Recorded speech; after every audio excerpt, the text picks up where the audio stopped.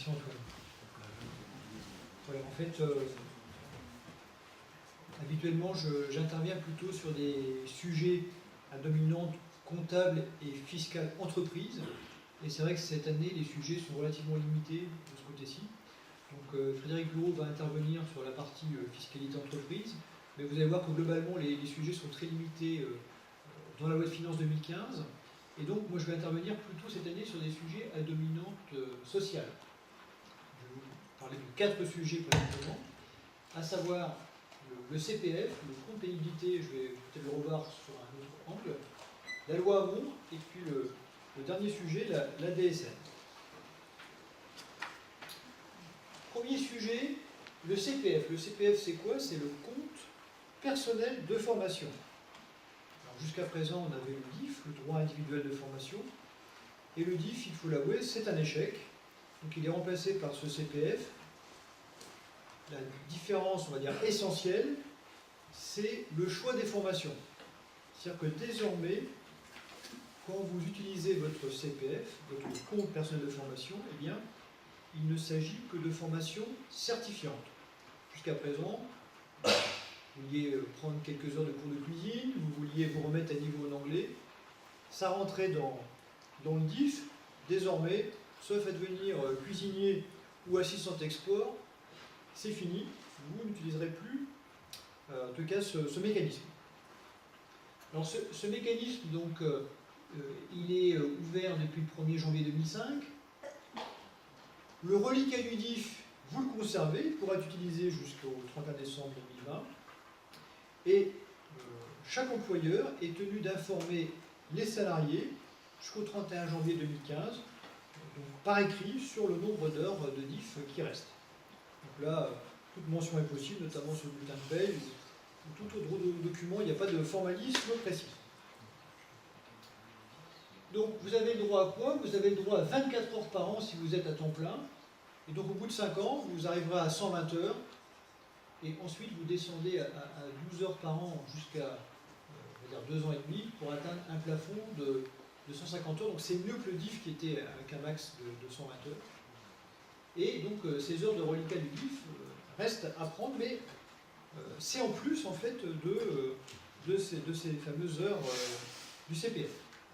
Donc, globalement, au jour d'aujourd'hui, un salarié qui n'aurait pas du tout touché à son DIF, il a droit à ses 150 heures, plus ce qu'il pourra atteindre pendant les 5 ans jusqu'au 31 décembre 2020, c'est-à-dire globalement à peu près 132 heures. Donc ça fait des valeurs en fait, de formation possibles qui sont tout à fait significatives.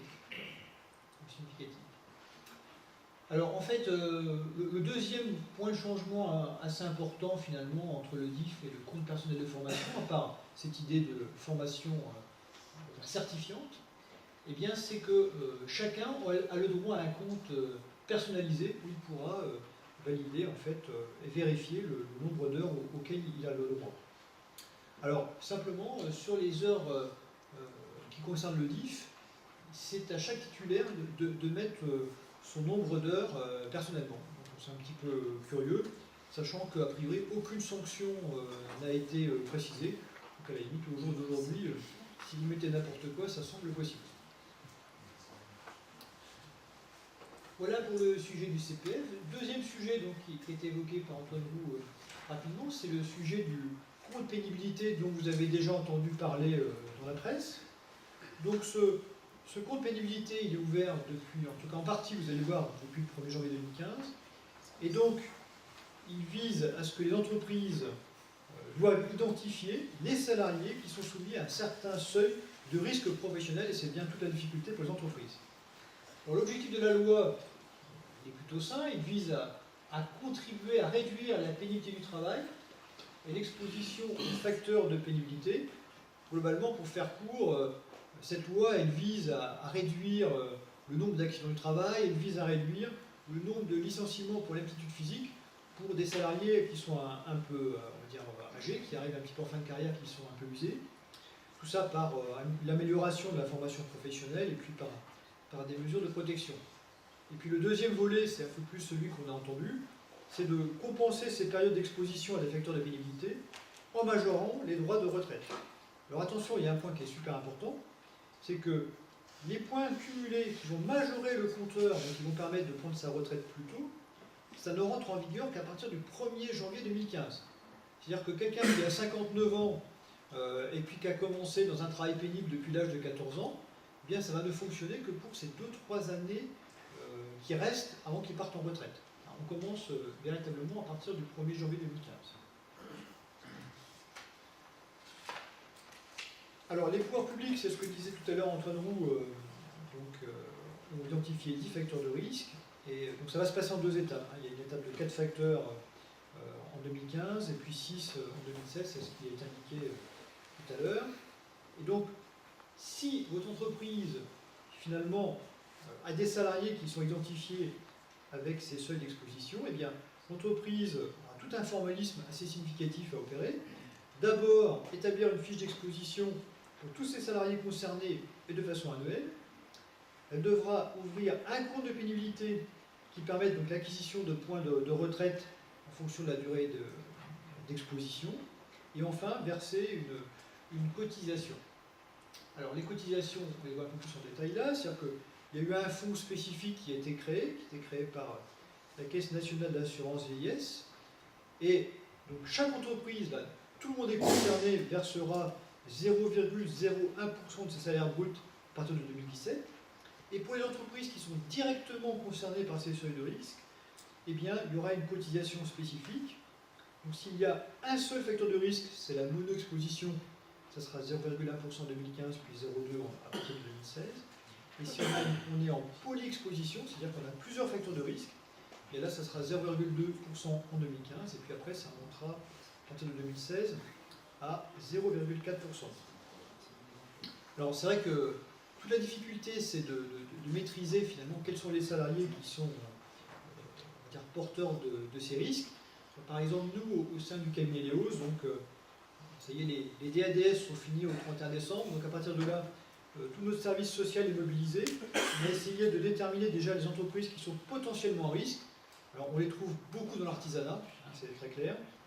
Et donc on va contacter toutes ces entreprises à partir de 2015 pour veiller à ce qu'elles entrent dans ce schéma. Mais c'est un vrai travail et il y a on va dire, tout un fonctionnement important à mettre en place.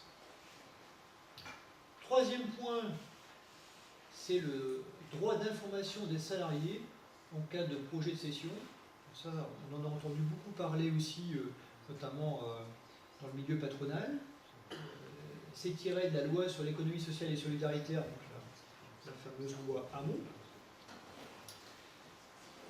Et c'est vrai que jusqu'à présent, les cessions s'opéraient dans un secret le plus absolu, pour des raisons un peu évidentes, et que ça a généré un désaccord significatif, du MEDEF notamment, de l'ensemble des syndicats patronaux, et a fortiori des cabinets spécialisés, des cabinets ce qu'on appelle de FUSAC. Alors ça concerne qui? Ça concerne, on va dire globalement, les entreprises jusqu'à 250 salariés, pas les plus grosses.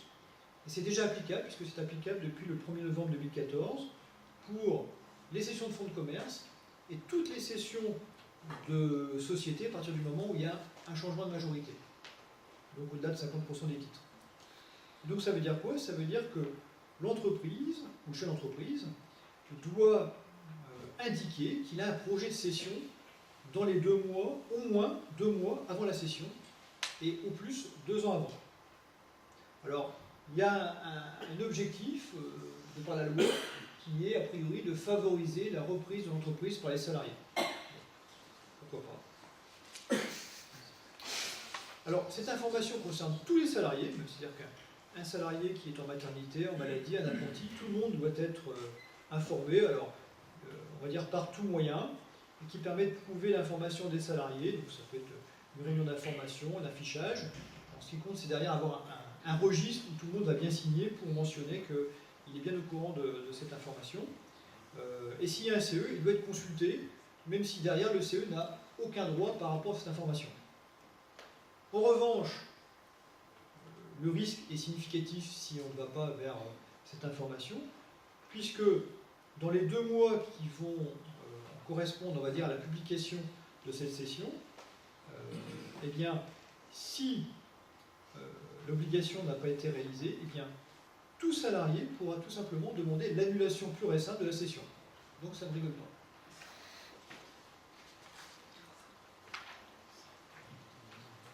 Alors, de façon un peu curieuse, les fonds de commerce donc, rentrent dans cette obligation, et pourquoi les fonds artisanaux, eux, ne sont pas dans cette liste. De la même façon, la cession de titres rentre dans cette obligation.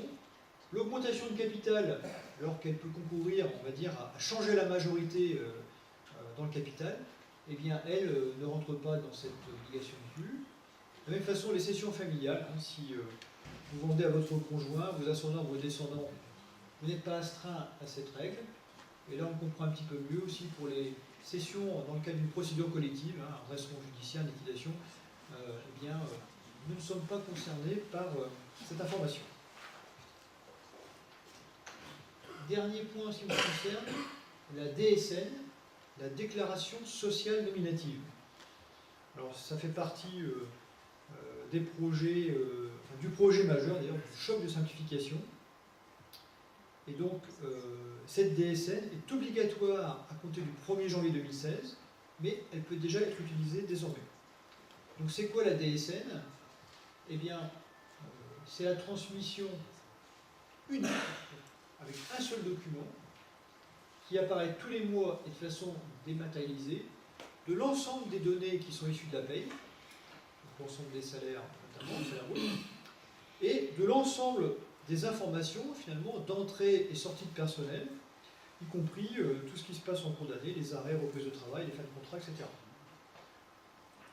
Donc ça veut dire quoi? Ça veut dire que cette DSN va remplacer l'ensemble des bureaux de recharge sociale, toutes les attestations de Pôle emploi, de maladie, les déclarations uniques d'embauche, et surtout, quelque part, toutes les déclarations de fin d'année, notamment la DADS qui récapitulait l'ensemble des salaires des salariés d'une année. Donc tout ça va être regroupé dans ce document unique et mensuel. En revanche, au niveau du paiement des charges sociales, ça ne change rien. On est en tout cas pour l'instant sur les mêmes bases. Donc comment ça fonctionne? Eh bien, votre entreprise ou son mandataire, par exemple donc le cabinet comptable, devra s'inscrire sur le site qui est mentionné là. Ce qu'il faut savoir, c'est que il y a un peu urgent d'attendre à l'heure actuelle, puisque l'administration n'est pas encore tout à fait à jour, donc elle fait quasiment des modifications de façon journalière actuellement. Donc derrière, par effet de ricochet, les prestataires informatiques qui s'occupent notamment de toute la partie paye ne sont pas à jour non plus. Donc il va falloir attendre un petit peu. Par exemple, pour notre cabinet, on a pour objectif de débuter cette DSN à partir du 1er octobre 2015 et de passer 80% de nos clients au 1er octobre pour être, on va dire, quasi opérationnel au 1er janvier 2016, parce qu'il risque d'y avoir un gros boulot d'étranglement autrement si tout le monde se lance au 1er janvier 2016. Voilà, donc on est terminé pour cette partie, et puis je laisse la parole à Charles-Henri Boucher du cabinet de gestion de patrimoine Ortus.